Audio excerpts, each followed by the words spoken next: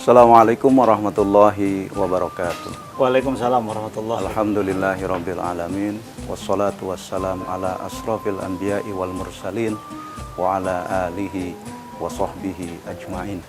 Amma ba'du. Puji serta syukur kita panjatkan kehadirat Allah Subhanahu wa taala atas berkat karunia-Nya. Pada kesempatan kali ini kita bisa menikmati manisnya iman dan hadir di taklim Risalah Iman Ramadan. Salawat serta salam semoga tetap tercurah pada junjungan kita Nabi Muhammad Sallallahu Alaihi Wasallam, sehingga kita sebagai umatnya mendapatkan hidayah dan syafaatnya dari beliau. Pemirsa El Sinta TV yang dirahmati Allah, pada kesempatan kali ini kita akan berbincang tentang Ramadan di tengah pandemi. Bersama saya telah hadir seorang narasumber yang akan membahas tema kita. Beliau adalah Ustadz Dr. Haji Ahmad Yani, MBA. Mari kita berdiskusi bersama Ustadz. Assalamualaikum Ustadz. Waalaikumsalam warahmatullahi wabarakatuh. Gimana kabar Ustadz? Sehat Ustadz? Alhamdulillah. Kita Ramadan Ketemu lagi ya. Ketemu lagi. Subhanallah. Dengan suasana yang tidak jauh berbeda dengan tahun Masih lalu, COVID. Ustaz. Masih ada COVID di antara kita. Bagaimana Ustaz? Assalamualaikum warahmatullahi wabarakatuh. Waalaikumsalam Alhamdulillah, syada la ilaha illallah, syada anna Muhammadan abduhu wa rasuluh, la nabiyya ba'da.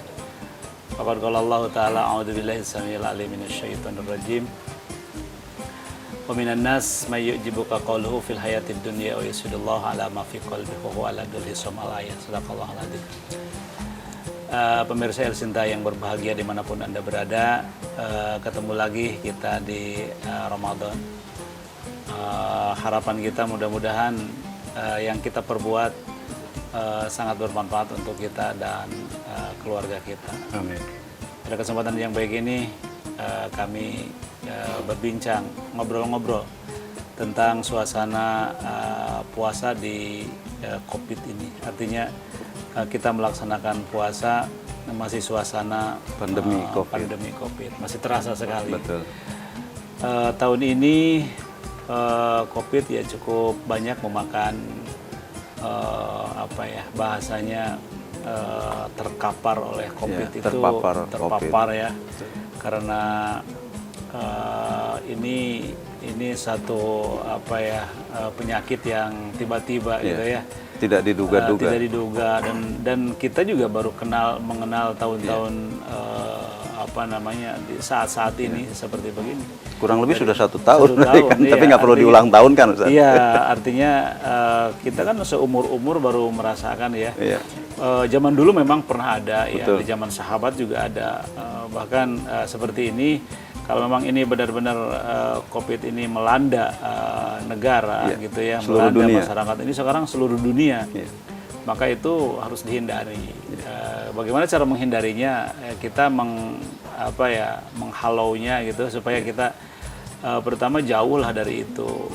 Yang kedua, kita bagaimana cara yang terbaik, karena ngelawan COVID ini kita terus terang aja mata kasat itu tidak bisa melihat. Yeah. Dan kita tidak bisa dengan jelas mana sih gitu. Tapi salah satu bukti begitu banyak orang yang sering disebut terpapar COVID gitu ya. Ya ini juga mungkin karena ketidaktahuan kita sehingga sampai saat ini kita masih terasa bagaimana dihantui. Yang masyarakat banyak ini cukup kalau di kota terutama ya. Di kota itu cukup menakutkan lah bagi orang-orang yang mungkin jauh dari keimanan. Ya mudah-mudahan lah bagi orang yang beriman, kalau itu diberikan satu cobaan dan itu memang tidak bisa dihindari, ya insya Allah semuanya pasti kembali kepada Yang Maha Kuasa. Karena ada satu keterangan yang membuat kita hidup ini semangat. Bila kita terkena dengan penyakit apapun penyakitnya dan kita berusaha menghindar, berusaha berobat, berusaha menjauhi dari itu, tapi kita kena juga, maka mudah-mudahanlah dosa-dosanya diampuni dan kita termasuk orang-orang yang terpilih pada saat itu. Amin. Nah, saudara-saudara kita juga yang saat ini yang sudah kena COVID banyak gitu ya. Wallahu alam ya, hanya Allah saja yang tahu sebenarnya dalam hal ini.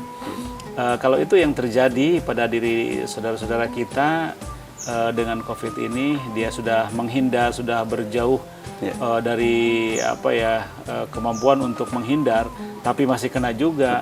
Ya, kita kembalikan kepada Yang Maha Kuasa. Yang pada hakikatnya kita ini kan semuanya yang hidup di muka bumi ini menunggu mati gitu. Cuman Allah berikan semacam giliran, semacam ini ya kesempatan. Lah. Kamu diberikan sakit itu adalah satu cobaan. Kamu diberikan keindahan dalam dunia ini juga satu cobaan. Ternyata cobaan itu bukan hanya sakit. Jadi kegembiraan yang berlimpah yang banyak itu juga satu cobaan. Ketika orang dikasih rezekinya sangat minim sekali menurut pandangan mata, tapi ternyata orang diberikan rezeki yang banyak juga sama-sama cobaan. Nah, yang dikasih COVID juga sama cobaan. Tinggal kita caranya bagaimana COVID ini jauh dari negara kita, negeri kita yang kita cintai ini, karena memang terpapar cukup banyak ya. Kita hanya bisa berdoa. Karena masalah penyakit itu memang ditulis di dalam surat Asy-Syu'ara ya, surat yang ke-36 ayat yang ke-80. A'udzubillahis samii'il 'aliim minasyaitonir rajim, fa idza maritu fahuwa yasfi. Kata Allah, bila kamu sakit, akulah yang menyembuhkan. Artinya yang menyembuhkan itu sebenarnya Allah. Sudah jelas gitu ya. Artinya satu cobaan bagi orang-orang yang beriman. Mampu nggak menghadapi ketika sakit itu sabar. Itu yang penting. Biasanya kan orang karena dalam dirinya itu tingkat ketakutannya itu sangat tinggi. Misalkan baru sakit sedikit sudah sudah benar-benar bagaimana dia itu menghindar dan sebagainya. Padahal ujung-ujungnya tidak menghindar juga. Memang kalau memang Allah sembuhkan, sembuh juga. Gitu. Pemirsa El Sinta yang berbahagia. Ustaz,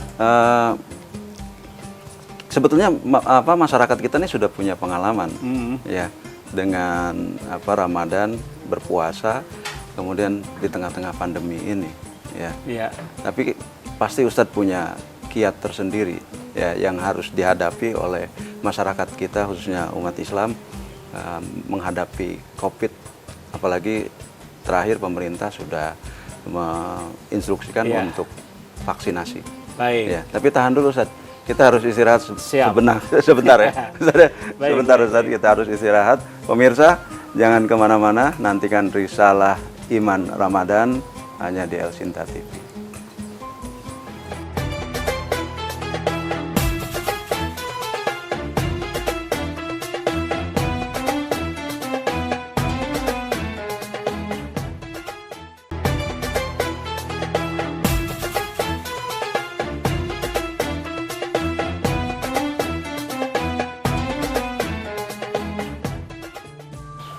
Terima kasih pemirsa, Anda masih bersama kami dalam acara Risalah Iman Ramadan.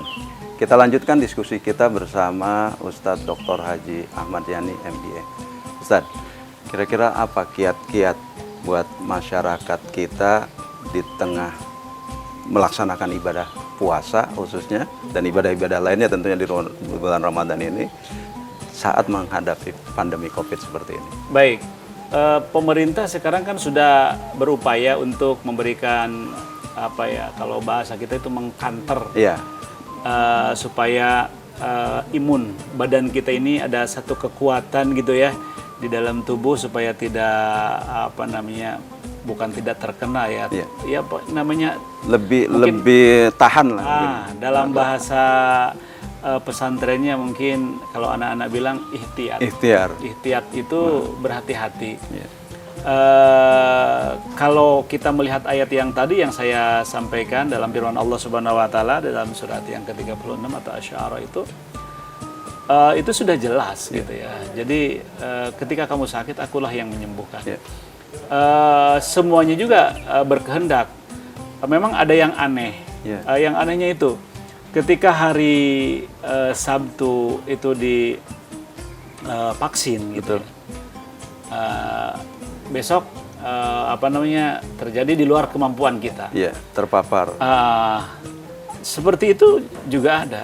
Ada juga yang tidak divaksin juga tidak jadi masalah. Itu semuanya kita hanya berusaha yang terbaik untuk mengkanter supaya kita tidak terjadi. Kalau itu terjadi bukan lagi di luar kemampuan kita. Kita kan sebagai manusia hanya berusaha, berusaha untuk mencegah supaya tidak kena dengan paparan COVID ini. Karena hal-hal seperti ini terus terang saja sebagai manusia hanya sedikit sekali ya tentang bagaimana COVID ini kita tahu yang sebenarnya.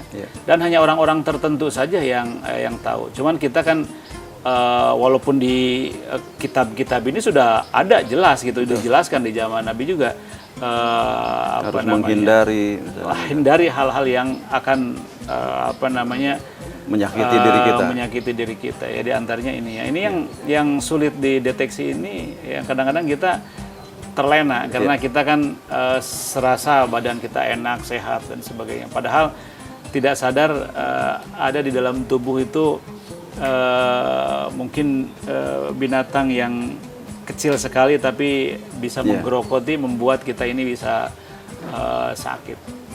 Oleh karenanya saya menghimbau juga kepada pemirsa El Sinta yang berbahagia dimanapun Anda berada, masalah penyakit ini sebenarnya adalah masalah di luar kemampuan kita. Tapi kita sebagai manusia yang diberikan akal oleh Allah Subhanahu Wa Taala, bagaimana cara menghindari hal-hal yang supaya penyakit itu benar-benar tidak menyerang diri kita gitu. Sehingga kalau sudah terjadi itu kan kita pasti akan banyak yang akan keluar. Apa yang akan keluar ya? Di antaranya tenaga, pikiran, bahkan materi. Bukan hanya itu saja gitu. Kalau udah terjadi sakit, diantar ke rumah sakit, otomatis yang nganter dan sebagainya, sehingga banyak sekali yang makanya ada orang bijak dalam olahraga itu lebih baik mencegah daripada mengobati. Artinya kalau memang mengobati itu terakhir. Kalau saya lihat ada satu cerita di Arab itu, berobat itu langkah yang ke-8. Jadi kalau dia terkena sakit, yang pertama yang dia lakukan itu bukan berobat, membaca Al-Quran gitu ya.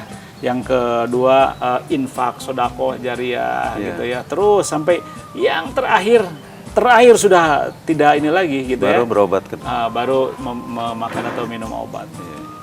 Kalau kita kadang-kadang ketakutannya sangat sungguh luar biasa terkadang gitu ya. Baru sakit sedikit sudah ribut, pengen ke dokter, pengen ke rumah sakit. Terus tujuannya apa? Pengen sembuh, padahal udah sembuh juga nggak ngapa-ngapain. Puasa kadang-kadang lewat begitu saja, sholat apalagi naudzubillah. Karena ini semuanya bagi umat Islam itu ya udah satu kewajiban itu ya tidak boleh tidak, itu harus dilakukan.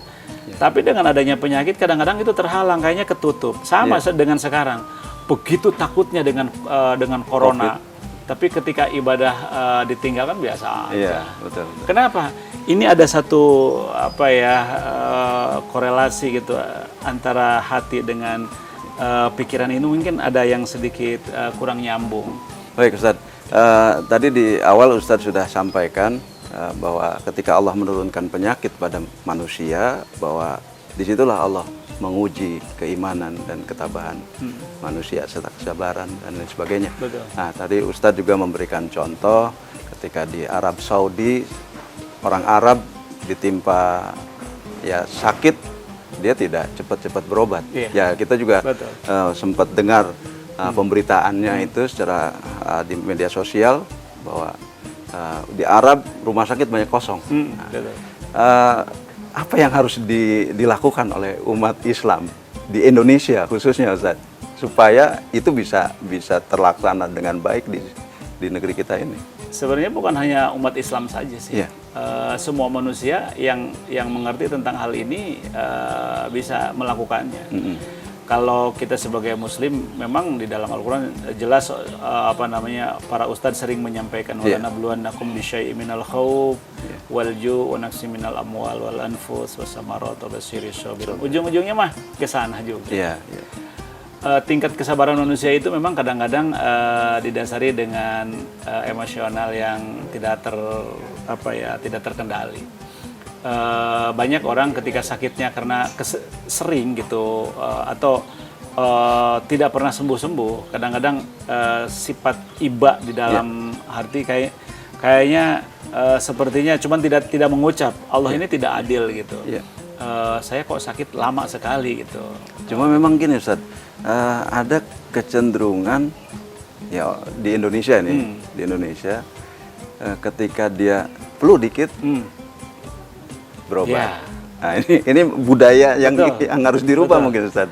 Gimana cara merubah itu? Ya, sebenarnya memang kalau bisa tadi kita bilang bahwa lebih baik mencegah daripada mengobati. Artinya supaya tidak kena flu, bagaimana caranya kita? Mungkin secara fisik kita olahraga, makan makanan yang bergizi, terus istirahat juga harus cukup. Biasanya badan fit gitu ya. Tapi semuanya itu Allah sudah sampaikan di dalam ayat yang tadi, bagaimana manusia ini dicoba oleh Allah Subhanahu wa taala, di antaranya kekurangan makanan, kekurangan buah-buahan, harta, bahkan kesakitan, bahkan kematian. Di ujung ayat itu kan basyirish sabirin. Makanya tingkat kesabaran manusia ketika Allah mencoba memberikan cobaan seperti itu, kesakitan, kekurangan ini dan sebagainya.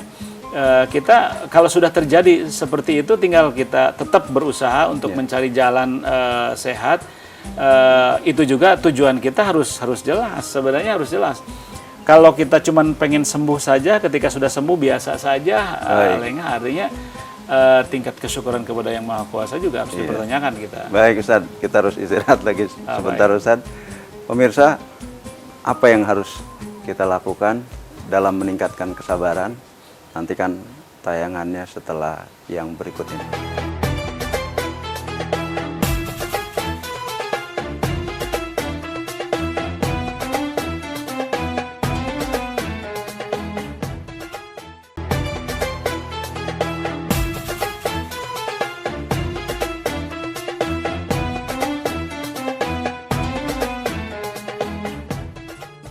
Terima kasih pemirsa, Anda masih bersama kami dalam acara Risalah Iman Ramadan. Kita lanjutkan diskusi kita bersama Ustadz Dr. Haji Ahmad Yani, MBA. Ustadz, tadi di ujung ayat Allah katakan ya kita harus bersabar. Ya. Apa yang seperti apa? Sabar yang seperti apa ini? Ketika seseorang ditimpa musibah pasti yang sabar ya. Seperti itu kata-katanya. Apa yang seperti itu? Betul. Awal dari kita memberikan satu sinyal kepada orang yang sakit itu ya dengan kata-kata itu. Betul. Sabar ya. Itu kan sugestinya persentasenya pasti lumayan besar. Kalau guru saya mengatakan sabar itu gitu ya. Ketika datang ke rumah sakit, karena dia memang ada di rumah sakit ya, pada saat sakit kita mengungkapkan kata-kata sabar itu dengan menanyakan ada obat yang belum dibayar, gitu ya. Ketika dia tidak ngomong karena nggak enak, nanyakan kepada saudaranya, iya Pak ada, diambil, dibayarkan, dan di situ ini obatnya diminum ya. Mudah-mudahan kamu sehat selalu dan sabar ya Yang Maha Kuasa. Dengan kata-kata itu akan menambah kekuatan batin dia. Kenapa? Pertama, dia beban, itu obat harus dibayar misalkan katakanlah 5 juta atau 10 juta. Sementara walaupun dia posisi sakit gitu ya, nggak mau tahu gitu, tapi dalam pikirannya siapa yang mau bayar? Ketika ada orang yang datang mengatakan sabar sambil ada implementasi, itu akan menambah kesembuhan, persentasenya cukup besar sekali, karena sugesti itu biasanya 50% ya. Karena kekuatan sugesti itu kadang-kadang bisa mengalahkan di luar kemampuan kita. Nah, pada konteks Ramadan ini sabar yang seperti apa yang harus dijalankan? Kebanyakan orang dalam situasi saum itu, puasa itu biasanya tingkat laparnya itu kalau sudah tinggi sekali, menahan sabar mungkin tidak kuat, dia tetap akan menghitung, kalau saya diteruskan saya malah sakit nggak gitu kan gitu. Kalau tidak hitungannya seperti apa gitu. Tapi kalau diteruskan bagaimana ya? Itu pasti akan ada hitung-hitungan pada saat itu. Tapi kalau dari awalnya ada satu kekuatan batin ketika sedang saum, sedang puasa seperti yang dilaksanakan oleh orang-orang yang puasa seperti kita ini semuanya yang melaksanakan puasa. Karena ada satu kekuatan di dalam tubuh, ini pernah ditelusuri sama orang yang ahli di bidangnya gitu ya, tentang organ tubuh. Ternyata kekuatan niat dengan makan itu jauh lebih kuat niat. Contoh, kalau kita tidak niat pada saat kita mau saum, mau Ramadan di pagi-pagi kita makan sarapan 1 piring atau lebih. Karena tidak niat, nanti jam 12 sudah lapar lagi. Tapi ketika kita sahur walaupun cuman ya 2 suap, 3 suap, minum 1,5 gelas atau 2 gelas, diberikan atau diniatkan yang kuat, maka pada saat siang itu tidak lapar-lapar amat gitu, karena ada satu kekuatan. Ya ternyata satu kesabaran di dalam tubuh itu bukan berarti kita harus dengan kata-kata saja, tapi dengan implementasinya. Bagaimana sabar itu yang diberikan oleh Allah Subhanahu Wa Taala bisa kita raih, bisa kita mendapatkannya, sehingga sabar yang sebenarnya adalah bukan diberikan oleh orang dengan kata-kata itu. Jadi tapi, intinya ada dukungan juga dari pihak luar. Iya pasti, orang itu lain. udah pasti, udah pasti. Itu semuanya juga hidayah. Kalau Allah hidayah yang diberikan kepada seseorang, kepada orang yang Allah kehendaki, itu dari mana saja jalannya ya seperti diantaranya itu kita mungkin tidak sadar, tidak menyadari bahwa dorongan dari orang itu adalah hidayah dari Yang Maha Kuasa lewat kita kalau kita lihat di dalam surat 37 ayat 96 diantaranya gitu, untuk meyakinkan bahwa itu adalah Allah berkehendak. Kalau Allah sudah berkehendak, siapapun juga kalau memang dia lagi keadaan sakit, kalau Allah sudah berkehendak sembuh begitu. Makanya kesabaran itu akan diterima oleh orang-orang yang memang dalam pemahamannya untuk satu keyakinan terhadap sabar itu, implementasinya adalah dia bisa menerima dan bisa melaksanakan apa yang seharusnya dia lakukan. Di antaranya itu. Terakhir Ustaz, sabar menghadapi puasa, sabar menghadapi COVID. Nah, di tengah-tengah Ramadan ini apa yang harus oleh masyarakat kita ini, Ustaz? Ya. Sebetulnya kita sudah tahu. Betul. Sih, masyarakat sudah tahu. Ya. COVID itu jenisnya beda dengan sebelum baru awal-awal COVID itu datang. Ya. Ya. Apakah harus menyepelekan? Maaf, ya. Iya. Gitu. Ada kalanya ketika seseorang sudah tahu, akhirnya tenang aja lah, gitu kan? Kita nggak mesti ekstra. Nah, bagaimana, Ustaz? Mungkin ya. Mungkin itu bisa benar banget. Iya. Gitu. Kalau di daerah sekarang itu, mohon maaf, nggak pernah peduli terhadap COVID. Betul. Nggak pernah dia pakai masker. Coba kalau di kota nggak pakai masker, kan gitu. Bukan hanya menghargai, tapi memang di kota bukan menyepelekan. Menyepelekan. Tapi ini terjadi gitu. Saya jalan-jalan ke daerah-daerah Bogor misalkan, atau ke daerah sana Sukabumi kemana gitu. Malah di kota juga hanya beberapa orang yang pakai gitu, yang lain biasa aja gitu, kerumunan biasa aja gitu. Kalau di daerah-daerah tertentu yang memang tingkat kenanya dengan COVID itu dampaknya luar biasa. Sholat aja harus ada jarak. Intervalnya harus ada jaraknya itu mungkin bisa 2 orang, 3 orang mungkin gitu, yang biasanya kita lakukan. Tapi memang itu yang terjadi gitu. Ya mudah-mudahan sajalah semua yang terjadi adalah satu cara untuk merenung kita kepada Yang Maha Kuasa, atau mungkin tingkat kemampuan kita dalam berpikir yang seharusnya kita lakukan itu apa sih yang sebenarnya. Tapi kita menyadari bahwa kita ini dibatasi dengan pengetahuan yang kita dapatkan. Itu semuanya kata orang-orang pendidikan itu penting sekali karena pendidikan itu bisa menghilangkan kebodohan. Artinya bodoh itu bukan tidak sekolah, sekolahnya mungkin S3, S4 kalau ada lagi S4. Baik Ustadz, terima kasih banyak Ustadz. Mudah-mudahan apa yang Ustadz sampaikan bermanfaat buat kita semua. Amin. Ya, lain waktu mudah-mudahan kita bisa ketemu lagi. Sehat semuanya ya. Amin. Amin. Kita doakan semuanya saudara sehat ya. COVID segera berlalu dari kita semua. Betul, amin. Pemirsa, demikian diskusi kita bersama Ustadz Dr. Haji Ahmad Yani MBA. Mudah-mudahan apa yang kita bicarakan, apa yang kita diskusikan bermanfaat buat kita semua dan kita terhindar dari bahaya COVID-19. Saya Fadli Muhammad pamit undur diri. Mohon maaf atas segala kekurangan. Wassalamualaikum warahmatullahi wabarakatuh. Waalaikumsalam warahmatullahi wabarakatuh.